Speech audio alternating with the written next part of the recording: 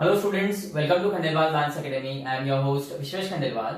In today's video, we'll be continuing with part 4 of practice set 2.1 of lesson 2 sequence and series of M2 of standard 11. Now see, the problems of this practice set 2.1 are based on arithmetic progression. और अब तक हम 3 parts देख चुके हैं for the practice set 2.1, जिसमें हमने class assignment के 15 सम्स देखे हैं और होम असाइनमेंट के भी 15 सम्स देखे हैं. Okay, so now continuing with the sum number 16 for the class assignment of part 4 for the practice set 2.1. The given part of sum number 16 is, the given AP is minus 11, minus 8, minus 5 and so on till the value of the last term is 49. To find third term from the end. अब देखो nth term from the end का value find करने के दो methods है हमारे पास. पहले method में हमें ये भी पता करना होता है कि उस गिवन एपी में टोटल कितने नंबर ऑफ टर्म्स है और हम उसे m से डिनोट करते हैं, ना कि n से. ओके, और जो सेकंड मेथड रहेगा उसमें हमें एपी में कितने नंबर ऑफ टर्म्स दिए ये वैल्यू फाइंड करने की कोई जरूरत नहीं होती है. ओके, सो हम दोनों मेथड देखेंगे. So now see, the given AP is -11, -8, -5 and the value of the last term, which is the nth term, is 49. So here first term A is -11. Common difference D is difference between any two consecutive terms. तो हम यहाँ पे T2 minus T1 लेंगे. T1 minus T2 मत लेना, गलत हो जाएगा. ओके, सक्सेसर माइनस प्रीडिसेसर लेना पड़ता है. T2 minus T1, -8 minus of -11. This is -8 minus into minus plus 11. So D is 3 and value of the last term is 49. Okay, now see, उस given AP में टोटल नंबर ऑफ टर्म्स कितने हैं ये भी पता करना है हमें for the first method. So Tn is a plus n minus 1 into d. Tn है 49, a है -11, n minus 1 into d is 3. Common difference. This is 49 -11 है राइट साइड में, लेफ्ट में आएगा तो +11 होगा, is equal to 3 into n minus 1. 49 plus 11 is 60. ये 3 n minus 1 के साथ मल्टीप्लीकेशन में था राइट साइड में, जब ये लेफ्ट में आएगा तो 60/3 हो जाएगा, मतलब ये 3 डिवाइड हो जाएगा. 60/3 is 20 is equal to n minus 1. ये जो -1 है राइट में, लेफ्ट में आएगा तो +1 होगा. इसका मतलब n is 21. इसका मतलब the given AP consists of 21 terms. That is, the given AP consists of 21 terms, say m. Okay, therefore m is equal to 21. Okay, यहां पर इस AP के number of terms are given by m. अब देखो, value of nth term from the end का formula है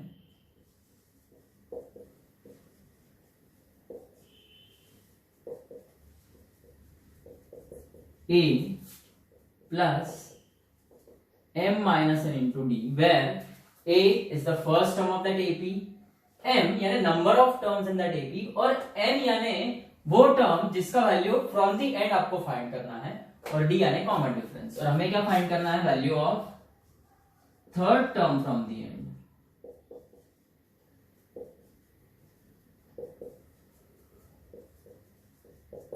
okay, so now see here, a is -11 plus m is 21 minus n, third term from the end, 3, or d is 3. So this is -11 plus 18 into 3 and -11 plus 54. 54 minus 11 is 43. इसका मतलब value of third term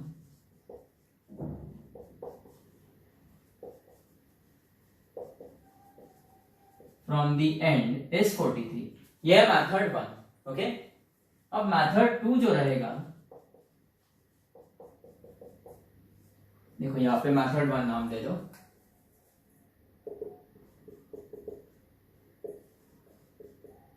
क्योंकि method 1 के लिए आपको number of terms in that AP निकालना जरूरी है. Okay, method 2 बहुत इजी मेथड है, और जब भी आपको जेडबलई में ऐसा कोई क्वेश्चन पूछा जाता है तो आप मेथड 1 यूज ना करते हुए मेथड 2 यूज करो, क्योंकि 4 स्टेप्स में आंसर आएगा यहाँ पर. मेथड 2 में value of nth term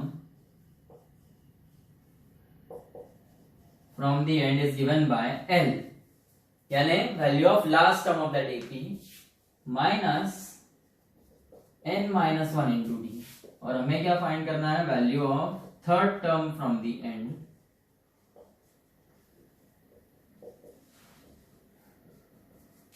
L is 49 minus n is 3 minus 1 into d is 3, यानी 49 minus 2 into 3, 49 minus 6 यानी 43.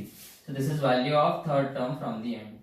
So ये second method easiest method है, और JEE में अगर ये क्वेश्चन आता है तो आप यही मेथड यूज करोगे क्योंकि विद इन सेकेंड्स आंसर आता है यहाँ पर. ओके 17th सम देखो. For an AP, Tn is equal to 8n minus 5. This is value of the nth term of that AP. To find Sn, यानी sum of all terms of that AP. अब देखो Sn find करने के दो formulas है. Sn is n by 2 bracket में twice a plus n minus 1 into d, और दूसरा है Sn is equal to n by 2 bracket में t1 plus tn. अब देखो यदि हम ये पहला वाला फॉर्मूला यूज करते हैं तो हमें फर्स्ट टर्म क्या होता है वो तो निकालना ही होगा. ओके यानी t1, उसके साथ साथ कॉमन डिफरेंस d भी निकालना होगा. लेकिन हम यदि सेकंड फॉर्मूला यूज करते हैं तो हमें सिर्फ फर्स्ट टर्म यानी t1 निकालना होगा क्योंकि tn की वैल्यू हमारे पास ऑलरेडी है. सो हम ये सेकंड वाला फॉर्मूला यूज करेंगे.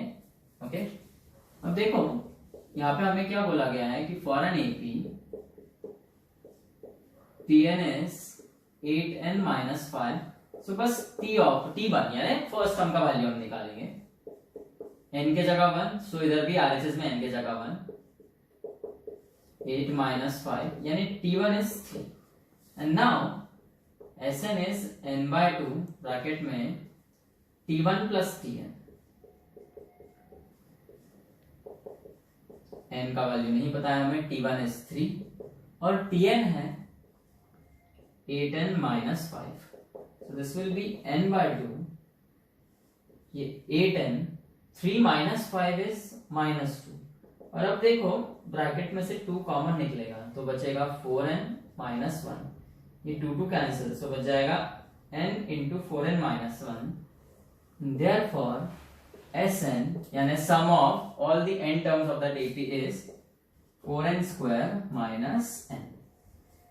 Okay 18th सम देखो. For an AP T1 is 25, then Tn is equal to 7n plus 18 and find करना है Sn. ओके अब देखो पिछले ही सम में हम Sn फाइंड करने का एक फॉर्मूला देख चुके हैं और वो था Sn is equal to n by 2 bracket में T1 plus Tn, और यहाँ पे हमें फर्स्ट टर्म और लास्ट टर्म दोनों का ही वैल्यू पता है. सो वो फॉर्मूला यूज करके आप Sn का वैल्यू फाइंड करोगे. Okay now coming to question number 19.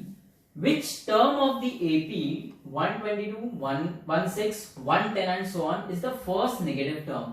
Which term पूछा है, मतलब पोजीशन पूछा है, मतलब n फाइंड करना है कि कौन से पोजीशन का जो टर्म आएगा वो फर्स्ट नेगेटिव टर्म रहेगा. फर्स्ट नेगेटिव टर्म की वैल्यू नहीं पूछी है. ओके सो ध्यान दो अच्छे से, क्या पूछा है, which term of the given AP is the first negative term. हाँ which is the first negative term ऐसा पूछते हैं. which is the first negative term मतलब फर्स्ट नेगेटिव टर्म की वैल्यू फाइंड करनी होती थी हमें. ओके पर यहाँ पर which is the first negative term नहीं पूछा है, ये पूछा है कि which term is the first negative term, मतलब उसका पोजीशन फाइंड करना है, मतलब n फाइंड करना है. Okay now see here the given AP is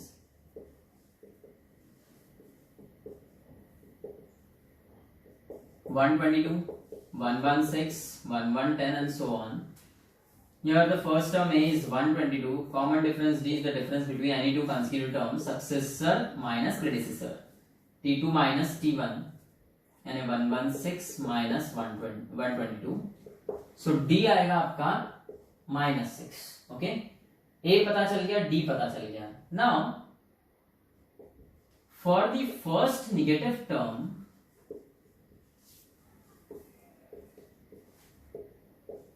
Tn less than 0 रहेगा, बराबर है. For the first negative term Tn less than 0 रहेगा और Tn is a plus n minus 1 into d is less than 0. a is 122, n पता नहीं, d is -6 less than 0. So this is 122 now C plus into minus minus, ये 6n और minus into minus plus. अब 122 plus 6 is 128, minus 6n left में है right में जाएगा तो प्लस 6n होगा, मतलब 128 by 6 is less than n। अब देखो ये 6 जो है ये 128 को कंप्लीटली डिवाइड तो नहीं करता, पर ये 128 और 6 का HCF 2 होता है, मतलब दोनों नंबर्स एक साथ 2 के टेबल में आते हैं। सो 2 6 12, 2 4 8 एंड 2 3 6। अब देखो ये 364 को कंप्लीटली डिवाइड नहीं करता है, तो हमें इसका आंसर मिक्स फ्रैक्शन के रूप में लिखना होगा। वो हम कैसे लिखेंगे, 3 2 कितना होता है 6, बचेगा 4, 3 1 3, सो 1 रिमाइंडर है आपका। सो मिक्स फ्रैक्शन के रूप में कैसे लिखा जाएगा, 21 integer 1/3 is less than n। इसका मतलब जो n रहेगा इसका वैल्यू 21 इंटीजर 1/3 से बड़ा होगा। 21 से बड़ा इंटीजर कौन सा है, पास वाला 22। इसका मतलब n is equal to 22, and that is 22nd term of the given AP is the first negative term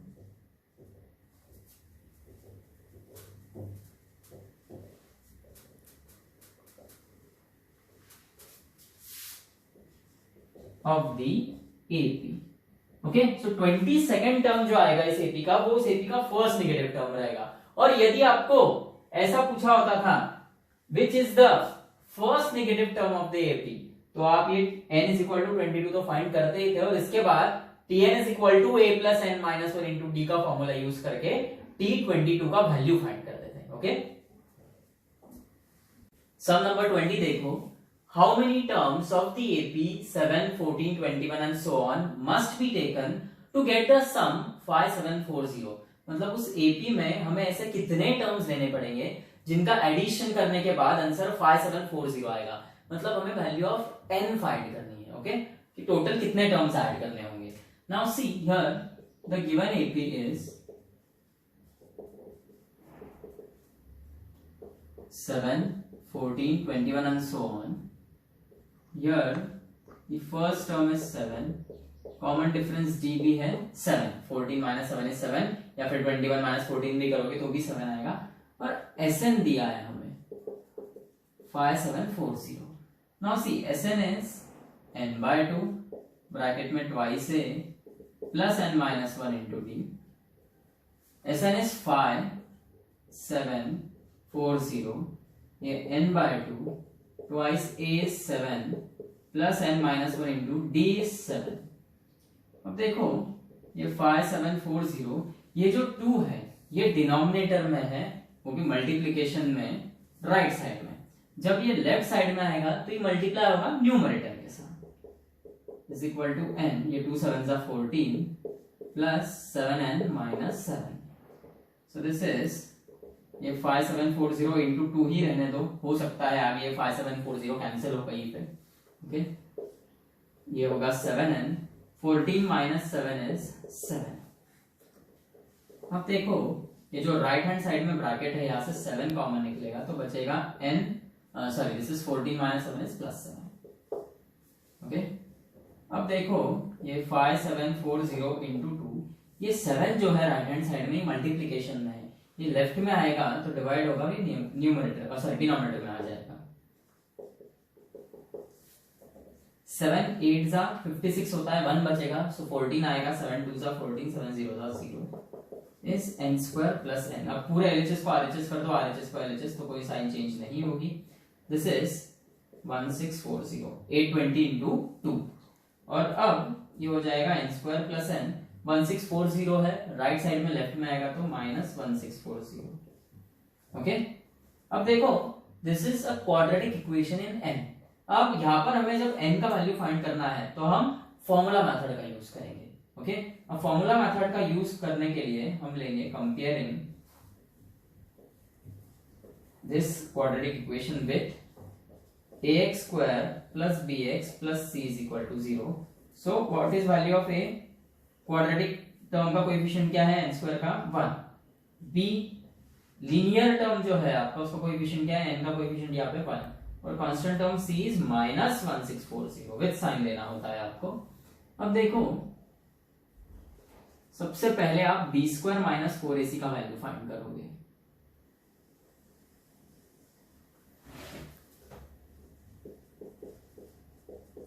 b is 1 का square minus 4 into a is 1। अब देखो ये a और ये a में कंफ्यूज नहीं हो जाना। ये जो a है आपका वो गिवन a का फर्स्ट टर्म है और ये वाला जो a है वो आपका ये जो क्वाड्रेटिक इक्वेशन है उसका जो क्वाड्रेटिक टर्म है उसका कोएफिशिएंट है। ओके, सो a is 1 और c is -1640। 1 का square 1 minus into minus plus 4 into 0 0 4 4 जा 16 1 कैरी होगा 4 6 जा 24 प्लस वो कैरीड 1 25 5 लिखेंगे 2 कैरी होगा 4 1 जा 4 प्लस वो जो कैरी 2 था तो 6। तो b² - 4ac is 6561। Now by formula method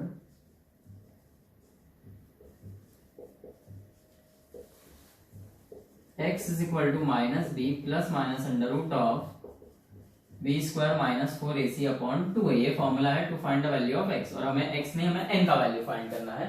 जहां पर हमारे लिए b है 1, b² - 4ac is 6561 upon 2 into a is 1।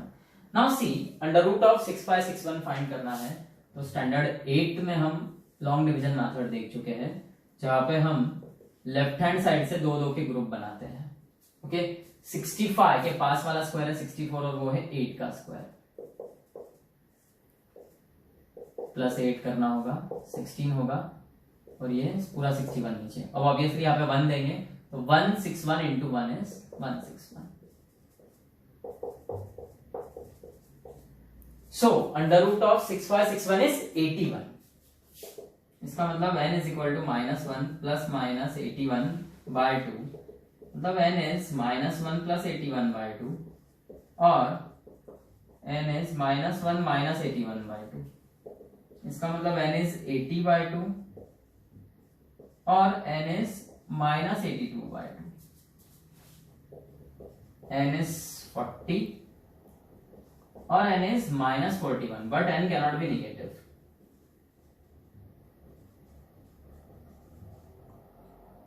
कि नंबर ऑफ टर्म्स है, हाँ उनका वैल्यू निगेटिव हो सकता है पर नंबर ऑफ टर्म्स निगेटिव नहीं हो सकते हैं। Okay, so therefore n is equal to 40। मतलब आपका फाइनल आंसर क्या आएगा 40 terms of the AP